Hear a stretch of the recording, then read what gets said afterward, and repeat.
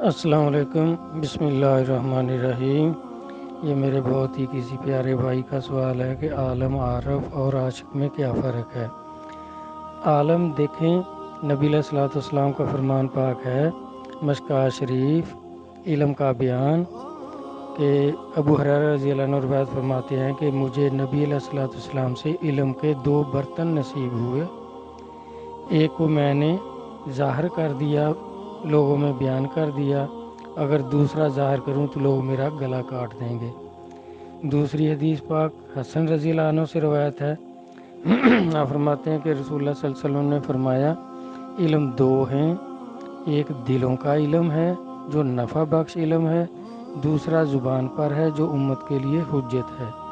یعنی اس کی تشریح بزرگان دین فرماتے ہیں کہ یعنی ایک شریعت کا علم ہے، دوسرا اللہ کی معرفت کا علم ہے۔ تو دوسری 2 حدیث مبارکہ ہیں کہ نبی علیہ الصلوۃ والسلام نے فرمایا، العلم حجاب الاکبر، یہ وہی ہے جو شریعت کا علم ہے۔ دوسرا فرمایا، العلم نورن، جو اللہ کے ولیوں کو علم نصیب ہوتا ہے۔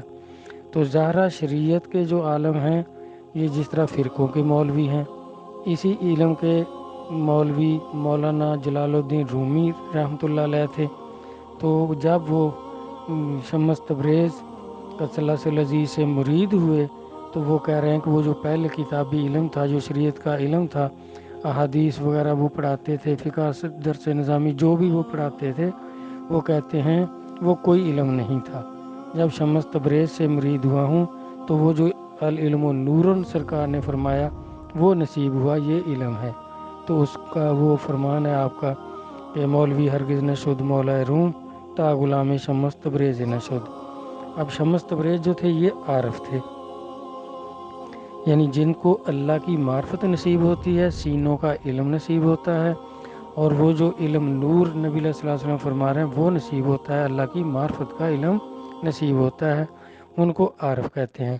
اور پہلے عالم جو ہیں ان میں علماء سو ان کو کہتے ہیں، اور اولیاء کرام جن کو یہ معرفت کا علم ہوتا ہے ان کو علماء حق کہتے ہیں۔ تو اس طرح اب عارف جو ہے جس کو اللہ کی معرفت نصیب ہو اس کو عارف کہتے ہیں۔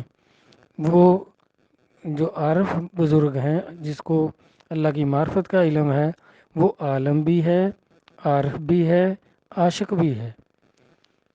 اس کو یہ دونوں علم آتے ہیں، شریعت کا علم بھی وہ جانتا ہے اور اللہ کی معرفت کو پہنچا ہوا ہے وہ علم بھی جانتا ہے۔ تو اس طرح پھر وہ عاشق بھی وہی ہوتے ہیں۔ عاشق کوئی علیحدہ کوئی چیز نہیں ہے، کوئی کیٹیگری نہیں ہے ایسی۔